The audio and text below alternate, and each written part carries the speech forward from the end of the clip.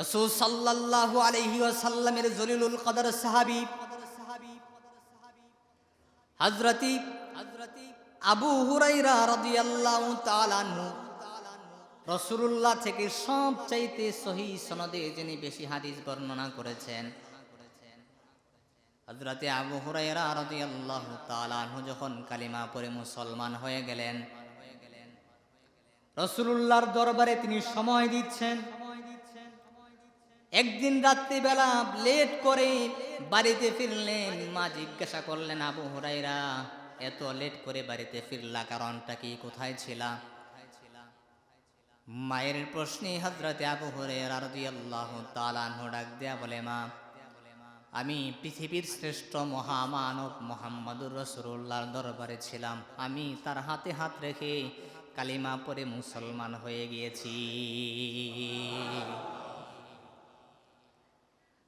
হযরতে আবু হুরায়রার মা এই কথা শোনার পরে আবু হুরায়রাকে ডাক দেয়া বলে, আবু হুরায়রা, মুহাম্মদের দরবারে কেন যাও? কেন তুমি কালিমা পড়ে মুসলমান হইলা? হয়তো আমি মায়ের ঘর ছাড়বা, না হয় মুহাম্মদের দরবার ছাড়বা, দুইটা থেকে একটা। এই কথা বলে হযরতে আবু হুরায়রাকে শাসন করলেন, তিনি প্রহার করলেন। আর একটা বর্ণনায় পাওয়া যায়, হযরতে আবু হুরায়রার মা বলতেছে, আবু হুরায়রা, যতক্ষণ না পর্যন্ত তুমি মুহাম্মদের কালিমা না ছাড়বা, ততক্ষণ পর্যন্ত আমি মা তোমার সঙ্গে কথা বলবো না এবং খাবার গ্রহণ করব না। তুমি কালিমা ছেড়ে দিলে আমি তোমার সঙ্গে কথা বলবো এবং খাবার গ্রহণ করব, আর না হয় আমি মা খাবারও মুখে দেব না। মা এমন শপথ করলেন। হযরতে আবু হুরায়রা কি করবেন? এদিকে ইসলাম, অন্যদিকে মা। দৌড়াইয়া রাসূল সাল্লাল্লাহু আলাইহি ওয়াসাল্লামের দরবারে চলে গেলেন। আল্লাহর হাবিবকে বলতেছেন, ইয়া রাসূলুল্লাহ, ইয়া হাবিবাল্লাহ, আমার মায়ের সঙ্গে আজকে এই ঘটনা ঘটেছে। তিনি আমাকে শাসন করেছেন এবং বলেছেন হয়তো বা আপনার দরবার ছাড়বো, আর না হয় মায়ের ঘর ছেড়ে দেব। ইয়া রাসূলুল্লাহ, ইয়া হাবিবাল্লাহ, আমি কি করতে পারি?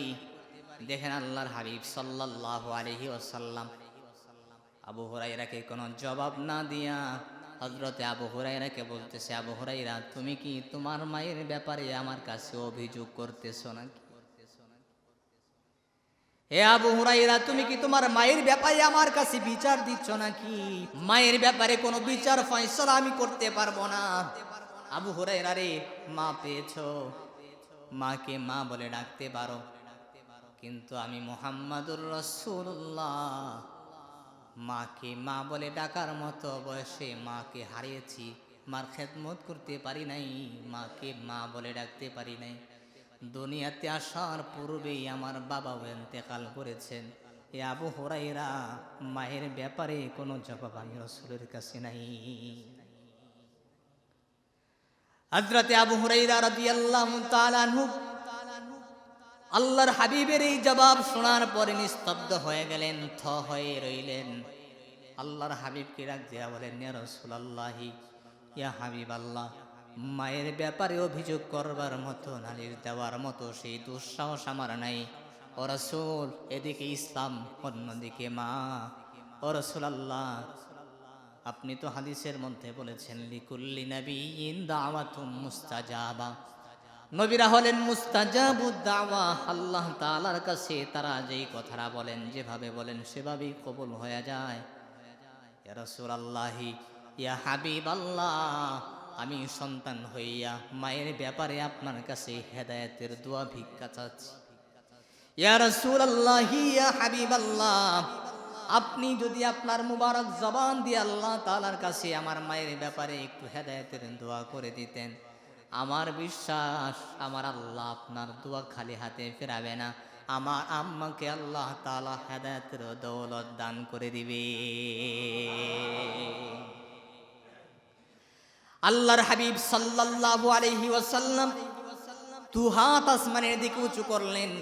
আল্লাহ তাআলাকে ডাক দিয়া বলেন, আল্লাহুম্মা হদি উম্মা আবি হুরায়রা, হে আল্লাহ, আপনি আবু হুরায়রার মাকে হেদায়েতের দৌলত দান করে দেন। সুবহানাল্লাহ। এদিকে রাসূল সাল্লাল্লাহু আলাইহি ওয়াসাল্লাম আল্লাহ তাআলার কাছে দোয়া করলেন। হযরতে আবু হুরায়রা নবীজির দরবার থেকে বের হয়ে দৌড়াতে আরম্ভ করে দিলেন। তিনি শরীফ মানুষ ছিলেন, ভদ্র মানুষ ছিলেন, ঠান্ডা মেজাজের মানুষ ছিলেন। তার দৌড়ানির বচন ভঙ্গিটা এমন ছিল, মনে হচ্ছিল ঝগড়া লেগেছে, না জানি কি ঘটে গেছে। সাহাবাই আজমাইন হযরতে আবু হুরায়রাকে ডাক দিয়া বলে, আবু হুরায়রা, তুমি তো উশৃঙ্খল না, তুমি তো ঠান্ডা মেজাজের মানুষ, কেন দৌড়াচ্ছ? কি হয়েছে আবু হুরায়রা? হাদিসের মধ্যে, হাদিসের ভাষায় বলা হয়, দুইজন সাহাবী হযরতে আবু হুরায়রার কাপড়ের মধ্যেও টান দেয়া ধরেছিল। হযরতে আবু হুরায়রা তাদের হাত থেকে কাপড়কে ছোটায়া দৌড়াতে শুরু করে দিলেন। আর উঁচু আওয়াজ দিয়ে বলতে লাগলেন, আমি দৌড়াচ্ছি, কারোর সাথে ঝগড়া হয় নাই, কারোর সাথে আমার ঝামেলা হয় নাই। আমার রাসূল আমার মায়ের ব্যাপারে হেদায়েতের দোয়া করেছে। আমি দৌড়াইয়া বাড়ির দিকে যাচ্ছি। আমি দেখতে চাই আমি বাড়িতে আগে পৌঁছাই নাকি আমার রাসূলের দোয়া আমার আগে আমার বাড়িতে পৌঁছে যায়। হযরতে আবু হুরায়রা রাদিয়াল্লাহু তাআলা আনহু বাড়িতে গেলেন। দরজার মধ্যে নক করলেন। দরজার মধ্যে নক করার পরে ভিতর থেকে মা আওয়াজ দিচ্ছে, বাবা আবু হুরায়রা, দাঁড়াও, আমি আসতেছি। হযরতে আবু হুরায়রা ডাক দিয়া বলে, আমি যখন আমার মায়ের দরজার মধ্যে নক করলাম, আমার মায়ের পূর্বের আচরণের কথার বচন ভঙ্গিতা এবং পরের কথার আওয়াজ দুইটা ভিন্ন। কেমন যেন আমার মায়ের আওয়াজ নিচু হয়ে গেছে, শালীন হয়ে গেছে।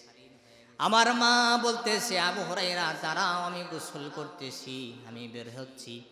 হযরতে আবু হুরায়রা ডাক দিয়া বলে, আমার মা গোসল করে বের হলেন।